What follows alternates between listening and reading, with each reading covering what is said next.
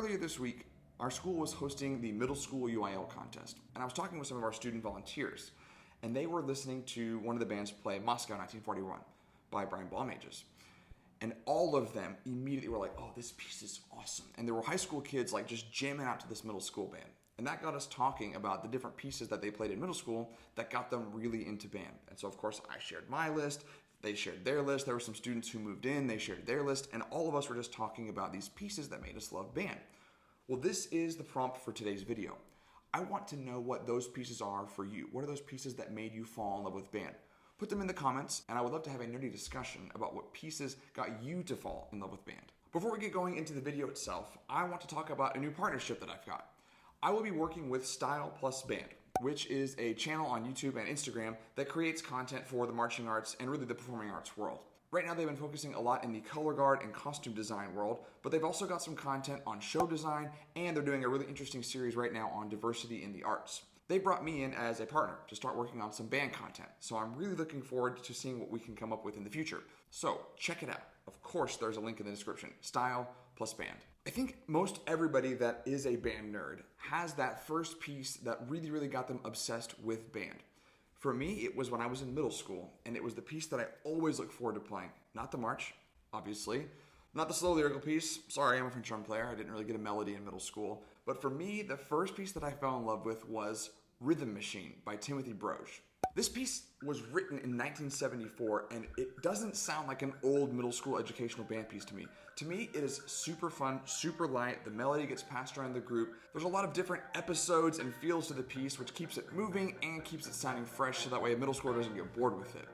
I remember every single time we would rehearse this in band, when the band would call up Rhythm Machine, there was an audible yes from the band, which now as a band director, I look forward to that audible yes whenever I call out a piece to be rehearsed. Rhythm Machine, for some reason, is not on the PML, which is the prescribed music list, the list of pieces that we can choose for contest.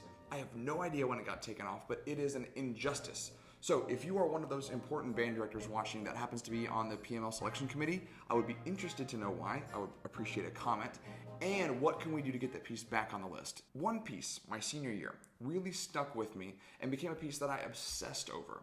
And that is the third movement, or the finale, from the West Point Symphony by Dvorak. Now, this is not the West Point Symphony by Morton Gould that most people know. This is part of the same commissioning project. Before we actually dissect the piece itself, I want to have a little historical band nerd sidebar. The piece itself was written as part of the sesquicentennial.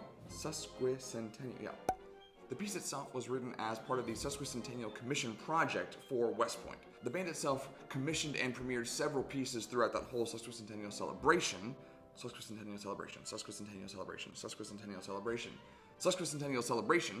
And this West Point Symphony was one of them. I also love the fact that it was originally written for band and then eventually transcribed for orchestra. Sidebar over. The piece itself has duple meter and triple meter throughout the entire piece, mixing and matching and going back and forth, and even right from the very beginning, there are duple and triple moments right on top of each other. This blew my brain as a high school student, and I could not comprehend how there could be multiple time signatures going on at the same time. It was also fascinating to watch my band director try to decide which group he was going to conduct, whether it was going to be the triple or the duple groups. The piece also has a fascinating French horn part, which we all know by now is one of my standards for whether or not I like a piece. It was the first piece that gave me a full page of triplet chromatic repetitive figures that just went over and over and over. And I was fascinated by the fact that the French horns could have the rhythmic kind of driving pulse to it. Also, the piece during the soft kind of B section does have a horn solo that I absolutely fracked at pre-UIL and then absolutely nailed at UIL. Thank you very much. I have not heard this piece live or known of any other live performances of this piece since I did it. I'm sure it's happened. I just don't know of any concerts where the piece has actually been performed. So if you performed this third movement of the West Point Symphony by Dvorak, please let me know. I hope that you enjoy the piece as much as I do, because I was obsessed with this piece for an entire spring semester. Moving along. The last piece that I want to share on this list, Galactic Empires by David Gillingham. If you've ever played this piece or heard this piece, you know that it is 10 plus minutes of non-stop cinematic brilliance. It takes you to another place. You feel like you are in some sort of space war. I won't say Star Wars, even though that's kind of what it was based off of, but it feels like you're in another dimension, another world. The intensity of the first movement, the beauty of the second movement, the epic horn parts, obviously, of the third movement, top to bottom, this piece is nothing but ear candy. It's incredibly difficult, and I do remember that it was one of the few pieces that I had to spend a ton of time on in the practice room outside of rehearsal.